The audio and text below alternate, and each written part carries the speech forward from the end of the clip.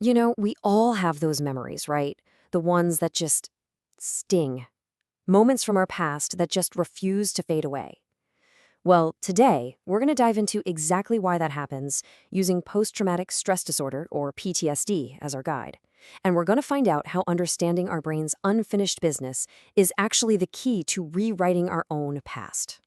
So, let me ask you something. When you hear that acronym, PTSD, what's the very first thing that pops into your head? For most of us, it's a really specific picture, one that's been painted for us over and over again by movies and the news. And yeah, there it is. We almost always picture a soldier, right? Someone returning from combat, or maybe the victim of some huge, single, catastrophic event. And look, that is absolutely one real face of trauma, but it is far, far from the only one. Because the full story of trauma, it's just so much more common and way more complex than we tend to think. It's often less about one big, dramatic event and more about what happens when an experience is just so overwhelming that our brain has no idea how to file it away. So let's start right there by looking beyond that stereotype. We need to kind of broaden our definition of trauma to really see how it shows up in more common, maybe even everyday ways. So think about that classic image of PTSD we just talked about. Well, get this. According to medical news today, only about 7% of people in the US will ever experience that kind of traditional PTSD. That number, it seems kind of low, doesn't it? It tells you right away that the single event model, while it's absolutely devastating, is just one small piece of a much, much bigger puzzle. And a huge piece of that puzzle is something called complex PTSD, or CPTSD. See, unlike traditional PTSD that usually comes from a single event, CPTSD is caused by trauma that's prolonged or happens over and over again. It's really the difference between a single lightning strike and a storm that lasts for years. So how does this actually feel in day-to-day life? Well, the signs are all over the place, from emotional to physical. You might have a really hard time controlling your emotions, like blowing up with anger over something tiny. Then there's dissociation, that feeling of being totally spaced out, like the world is foggy. It can even show up as real physical symptoms like nausea, and it can lead to you avoiding, at all costs, any situation that might trigger that memory. So this all brings us to the big question: why? Why does our brain cling to these experiences so tightly? Well, to get that, we have to look at how our brains are literally wired to handle information. It's all about unfinished business. There's a researcher, Peter Tuerk, who calls this our gravity to process, and it's a great name for it. Think of it like this. A shark has to swim to survive, right? Well, we humans have a fundamental biological need to process our emotional experiences and organize them. We are literally built to turn chaos into order. And the way we do this is by using what you can think of as a bunch of internal file folders. When you go to the store to buy milk, that whole experience matches your trip to the store file folder perfectly.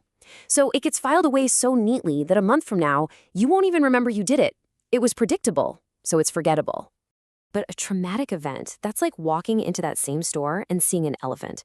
It is so bizarre, so emotionally different from anything you've ever experienced that there's no file folder for it. And because it's also incredibly scary, our natural instinct is to shove it away, to not think about it. But that means it never gets processed, it never gets a folder. Peter Tuerk describes this perfectly. He says it's like having a sock sticking out of a drawer. Because that traumatic memory was never put away properly, it's just sitting right on top, ready to be grabbed, ready to be triggered by anything at any time. But this can go even deeper than just a messy mental file cabinet. Sometimes a traumatic event doesn't just create a bad memory, it actually fundamentally breaks our entire understanding of how the world works. The philosopher Jordan Peterson explains this as a shattering of our worldview. Okay, so it starts with a core belief we all have, something like, the world is a pretty good place. Then the anomaly hits, you encounter true chaos, something truly awful.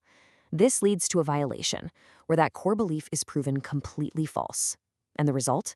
The whole system, your entire understanding of the world, just collapses. As Peterson puts it, boom, the whole bloody system comes down. That is post-traumatic stress. It's the catastrophic failure of your brain's operating system, all because a foundational rule has just been proven devastatingly wrong. So here is a really powerful question from Peterson, and I want you to really think about it for your own life. Are there any memories you have that are more than a year and a half old that still give you that jolt, that sting of negative emotion when you think about them. He calls these mini post-traumatic stress problems. They're signs that your brain is still stuck, still trying to figure something out, trying to learn how to prevent it from ever happening again. Okay, so if that's the problem, what on earth is the solution? Well, the really good news is that PTSD is a highly treatable condition. The goal isn't to just live with the symptoms, it's to live without them. It's all about actively rewiring the past. And the single most important rule, the one you'll hear from every expert in this field, is this: approach, don't avoid. Avoidance is the fuel that keeps anxiety and trauma burning. Every single time we avoid a trigger, our brain learns, phew, that was dangerous. Let's make sure we avoid it again. The only way to break that cycle is to face it. So healing is this active three-step process. First, you have to confront the memory, but in a safe way, usually with a professional, staying with it for longer than feels comfortable. Second, by sitting with that emotional hot potato instead of throwing it away, you allow it to cool down on its own. This starts to unpair the memory from that automatic danger signal. And finally, you rewrite the story. You figure out what happened, what it taught you, and how you can use that new wisdom to arm yourself for the future. And let's be really clear here. This is not about erasing what happened. That memory is always going to be there. The goal is to finally file it away properly, to process it so that it no longer has any power over you. It becomes a part of your story, not the story that controls you. So think about those mini traumas in your own life, those memories that still carry that charge. Just understanding how your brain is trying to protect you is the first step. It gives you the choice to approach, not avoid, the choice to take away their power and to take back your own. So the final question is, what story from your past is waiting to be rewritten?